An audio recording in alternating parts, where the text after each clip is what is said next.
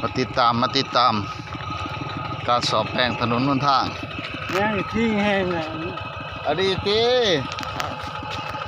มันไม่จริงมันเลยเขาเนี่ยมันเป็นหยังพัดละโอ้ยามันพลเมืองดีสอนถนนหนทางคอยส่วนเอาบ่เป็นหยังหรอแม่ด้วยเงินหยอดฮะเงินหยอดนั่นแหละมันก็ได้เสริมยิงในตีตัวนี้เอาน้ำได้เสริมเอาการสอนทางแบบง่ายๆแต่รถไถหรอบ่เขาใส่หินแห่น่ะมันนั่นน่ะก็แน่นี่แหละมันที่เนาะมันสนิทเดินมันก็ฮ้อนเดินเจ็บเลยบ่เป็นหยังเอาโจกดีกว่าเป็นไงเห็นบ่เอาบ่โจกเอาใส่หินชิดบ่บ่ใส่ทรายเพื่อไว้ได้หลายเอาก็ดีโอ้ยไปใส่ดาซี่นี่อันนี้จะสิเอาM100นอาซี่นี่ให้อันผู้แป้งทางนี่ฮะอันนี้สองอันไหนบอกเขาไหน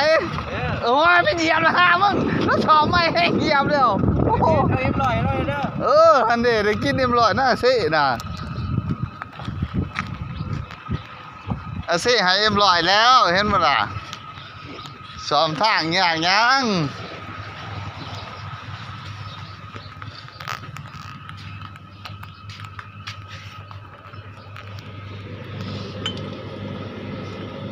2 ขวดเด้อป่าM150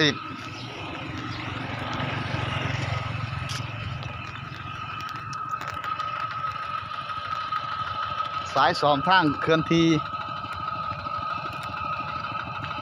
ห้วยบ่ได้หักพดใหม่ใช่นะนี่บ่เพื่อปูนแห้งเนี่ยโอ้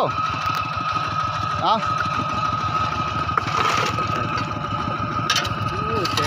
แซ่บขนาดเอาโจกเอาขวดเอาหน่อยนึงเอาโจกขวดเอาหน่อยนึงนี่เจ้าเสียมนี่เอาเสียมเอาหนึ่งก็ได้สอมทางบัวแปลงเส้นทางเจ้าก็ทีมฝนใหม่ใช่น้ำเห็นบ่ทีมฝนใหม่ใช่น้ำคนมากเขาก็เบรกน้อยนึงบ่ทีมฝนใหม่ใช่เขาก็เหยียบเนาะเป็นของธรรมดาตัวนั้น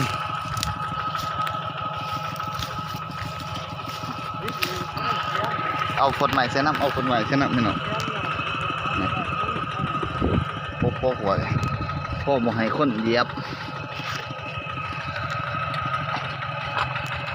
เดินทางต่อละ